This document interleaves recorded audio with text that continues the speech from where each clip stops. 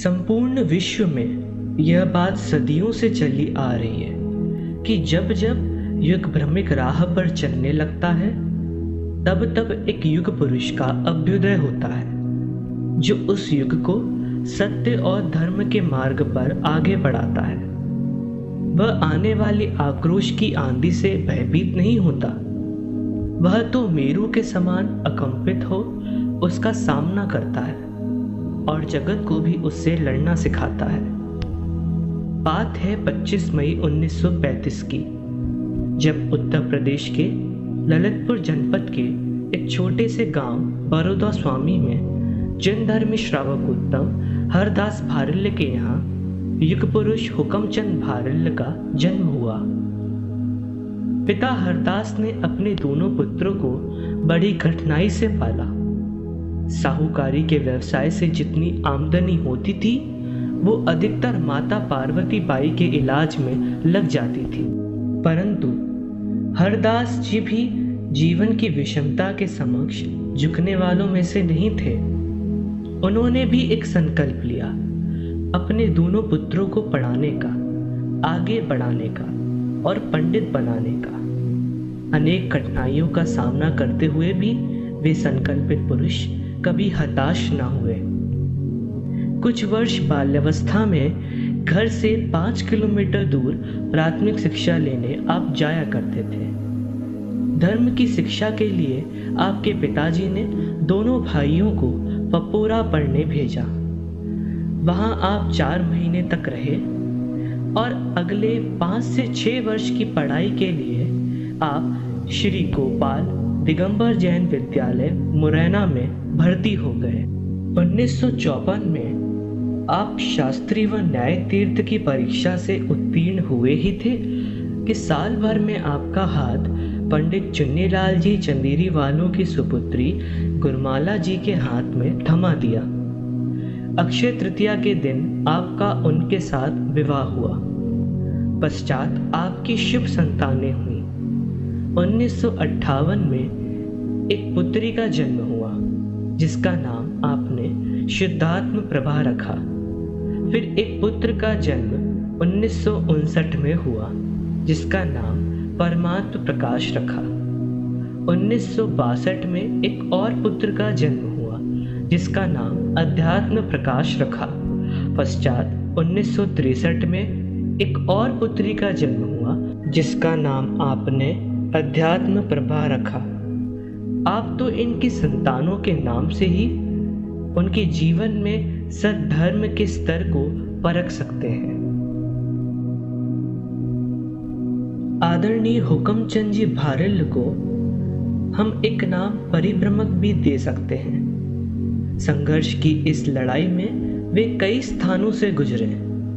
मुरैना से वापस गांव पहुंचे, फिर वहां से भीलवाड़ा के लिए निकले।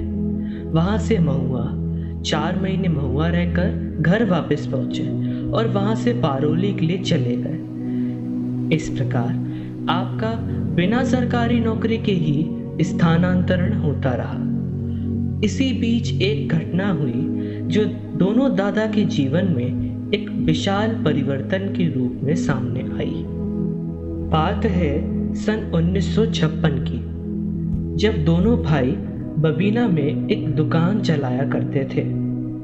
एक बार दशहरे के आसपास आपके बड़े भ्राता पंडित रतनचंद जी शास्त्री दुकान का सामान लेने झांसी गए थे। वहां एक व्यक्ति ने उनसे प्रश्न किया कि जब केवली भगवान ने जैसा देखा, जाना, कहा वैसा ही होगा, उसमें कोई फेरबदल संभव नहीं है, तो फिर पुरुषार्थ कहाँ रहा? जब हम कुछ कर ही नहीं सकते तो फिर हम कुछ करें ही क्यों? उस प्रश्न ने उनके हृदय को झकोर डाला। वे स्तब्ध रह गए। उसके उत्तर में उन्होंने कहा, भाई तुम बात तो ठीक कहते हो, पर मैं अभी इसके बारे में कुछ भी नहीं कह सकता। अगले शनिवार को आऊंगा, तब बात बताऊंगा। आते ही कोई और बात किए बिना उन्होंने सीधा आपसे वही प्रश्न पूछा। आप भी विचार में पड़ गए। परस्पर चर्चा होती रही, पर बात कुछ जमी नहीं। शाम को प्रवचन में भी जब आपने वही चर्चा करी तब एक अभ्यासी बाई बोली, इसमें क्या, यह तो कांजी स्वामी की क्रमबद्ध पर्याय है। और तभी आपके जीवन में प्रवेश हुआ क्रमबद्ध पर्याय का। फिर क्या था, तभी से गंभीर अध्ययन, चिंतन, चर्चा, वार्ता आरंभ हो गई। इसकी धुन ऐसी लगी कि व्यापार का क्रम गड़बड़ा गया। इस तरह फलस्वरूप अन्य सिद्धांत जैसे निमित्तोपादान, कर्ता कर्म आदि सभी का सही स्वरूप स्पष्ट होता चला गया। बाद में स्वामी जी के पहली बार 1957 में दर्शन हुए। पश्चात गुरुदेव जहाँ जहाँ जाते, दोनों भाई अध्यात्म के पिपासु बन उनके पीछे जाते और उनकी प्रवचन चर्चाओं का लाभ लेते। इस प्रकार अध्यात्म का रसास्वादन करते दोनों भ्राता कृतकृत्य हो गए। इस क्रमबद्ध पर्याय की श्रद्धा से आपने कई विरोधों को जीता है। आप स्वयं कहते हैं कि क्रमबद्ध पर्याय एक ऐसी संजीवनी है जो हर स्थिति में धैर्यता को कायम रखती है, शांति प्रदान करती है। इसके निर्णय में सर्वज्ञता का निर्णय समाहित है।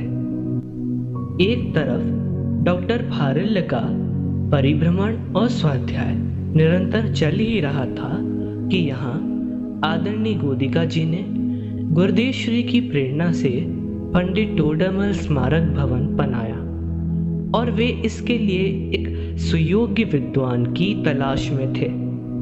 स्वामी जी ने इस भवन के उद्घाटन समारोह में कहा, जड़ स्मारक तो बना लिया, लेकिन जब तक यहाँ से धर्म के प्रचार प्रसार का कार्य शुरू नहीं होगा तब तक इसमें चेतनता नहीं आएगी।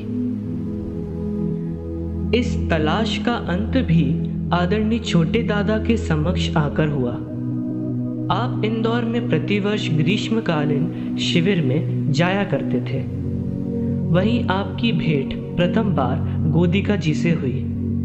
गोदिका जी ने प्रस्ताव रखा और आपने 2 दिन का समय लेकर पूरी योजना बनाई और प्रस्तुत करी।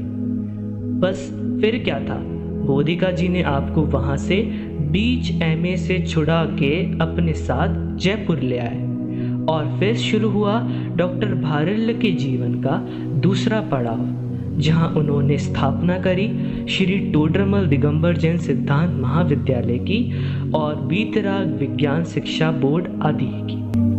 आप पाठ्यक्रम बनाते गए और विद्यार्थियों को पढ़ाते गए। साथ ही आपने अपूर्व रचनाएं करना भी प्रारंभ कर दिया। इस प्रकार आपने देश और विदेश में सब जगह ख्याति प्राप्त करी और ना जाने कितने पुरस्कार और उपाधियों से सम्मानित हुए। विद्या वारिधि, महामहोपाध्याय, विद्या वाचस्पति, परमागम विशारद, तत्ववेत्ता, जैन रत्न, अध्यात्म शिरोमणि, वाणी विभूषण इत्यादि। आनंदमय डॉक्टर भारिल्ल के जीवन में एक तीसरा पड़ाव आया जिसने उनके चित्त को झकोर कर रख दिया। बात है 28 नवंबर 1980 की, जब उनके धर्मगुरु आध्यात्मिक सत्पुरुष पूज्य गुरुदेव श्री कांजी स्वामी का देह परिवर्तन हुआ। उनकी जलती हुई चिता को देख जहां संपूर्ण समाज शोकाकुल था, वहीं आपने उस चिता के समक्ष एक संकल्प लिया। अश्रु प्रवाह अब अल्प किया, सामने तभी संकल्प लिया। जब तक शरीर में रक्त शेष, हर क्षण होगा मेरा विशेष। आत्मानुभूति की राह लिए, जिन तत्व प्रचार प्रवाह लिए। वैसे तो डॉक्टर भारिल्ल इस संकल्प के पूर्व से ही तत्व प्रचार का कार्य करते आ रहे थे, पर अब यह उनके जीवन का एकमात्र लक्ष्य बन गया। आत्मानुभूति, तत्व विचार और तत्व प्रचार। आपने एक शिल्पकार के रूप में सहस्त्रादि विद्वानों का निर्माण किया।